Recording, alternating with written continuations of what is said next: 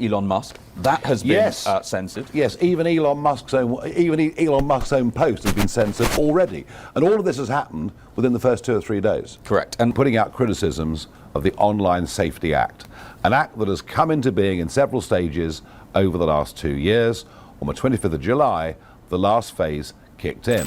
Have been putting out criticisms of the Online Safety Act, an act that has come into being in several stages over the last 2 years. On the 25th of July, the last phase kicked in. Already, we are seeing censorship, and we are deeply worried as a party about the implications for free speech, the future of social media. Of course, remember, it's all supposed to be about protecting children. Well, Labour Minister Peter Kyle this morning has been out on broadcast media and indeed on X. Well, this is so absolutely disgusting that it's almost beyond belief. Just how low can the Labour government sink in its desperation? Yes, of course, they're in trouble. They're well behind us in the opinion polls. But frankly, to say that I would do anything that would in any way aid and abet people like Jimmy Savile is frankly just, it's so below the belt, it's almost not true. But all of this is, of course, deflection. Deflection because we were told from the very start, and by the way, it's not the Labour government that have passed this legislation, it was the previous Conservative government that have passed this legislation, which is why you've barely heard a squeak out of them. But if it's designed to protect children, then I sense it may very, very well have been drawn up by people who don't know what they're doing. I did ask Peter Kyle for an apology, but he's gone out on X and he's not going to back down in any way at all. So there we are. You know, if you want to overturn the Online Safety Act, you're on the side of predators. It's as simple as that. Well, folks, let me tell you something. It is not as simple as that. In fact, far from it. In fact, my worry, our worry as a party, is that in fact what this will do is spend far more time regulating what adults can say. Oh, and by the way, isn't it ironic that 16 and 17-year-olds will now find it impossible to access all sorts of material on the internet, including current affairs and politics, and yet Labour want to give them the vote.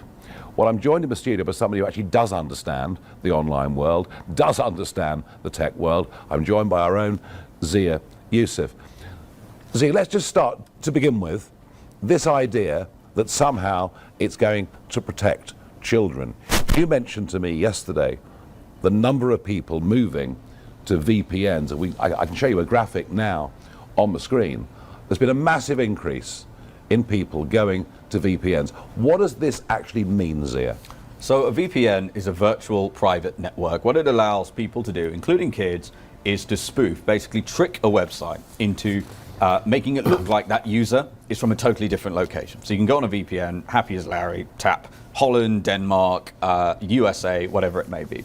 And as soon as you've done that, you defeat not just these age controls that this legislation has brought in, but it also defeats, really important, and if you're a parent, it's really important you know this, if you're using your internet service provider's parental controls or monitoring systems, the ones that Sky, Broadband, BT, they'll provide you, it defeats those too. And as you said, it is the tech-savvy 13, 14, 15, 16-year-olds who will run rings around these ministers, who frankly dinosaurs, who don't get this stuff. And I want to go a step further than that. Not only does it send young people to VPNs, which also then, by the way, takes them in much more likely to go into places, the dark web, which make the ordinary web, not that there aren't horrors there, pale in comparison. It's a nightmarish hellscape. When we talk about protecting predators, let's talk about that. You know, Katie Lamb's speech in the House of Commons, where supposedly you're protected by parliamentary privilege, where she excoriated the record of people who covered up the appalling rape gangs, that's been censored. The transcript, the legal transcript of one of the rape gang legal transcripts that was retweeted by Elon Musk, that has been censored. Yes, even Elon Musk's own post has been censored already, and all of this has happened within the first 2 or 3 days. Correct, and one of the reasons this is happening, even on X, by the way, where you've got a hero like Elon that basically owns the whole thing, one of the things this Orwellian piece of legislation does, Nigel, is it makes the incentives for any social media company and management team skewed so that they're just going to over-censor. So 10% of global revenues is one of the penalties, jail time for management teams. And, you know, The notion that this is just about child safety, you'll have to explain to us why Section 44 of the Act exists, which allows a single government minister, a single Secretary of State, to unilaterally order Ofcom to rewrite the rules on a whim without parliamentary scrutiny. You'd have to explain why Section 179 exists, which creates a threshold where it is illegal to say something you know to be false, which causes non-trivial psychological harm. Think about that as a threshold relative to incitement for violence. And by the way, we know this Labour government, and I know it's the Tories who birthed all of this and passed it, this Labour government love locking people up for things that they say. So you'll notice nothing we've talked about involves making British people safe. And I know you're in a bad mood, quite rightly, for the disgusting slur on you, but Reform is leading in the polls at 34%. You are favourite to be the next Prime Minister, the most popular political leader in this country. And what Labour are saying is, if you are a British person who is worried about this authoritarian clampdown on freedom of speech, you are on the side of sexual predators. It's utterly disgusting. It is, and worse than that, if it is just to protect children, why are they setting up an elite police unit that will monitor what we say about illegal immigration and indeed about asylum hotels too?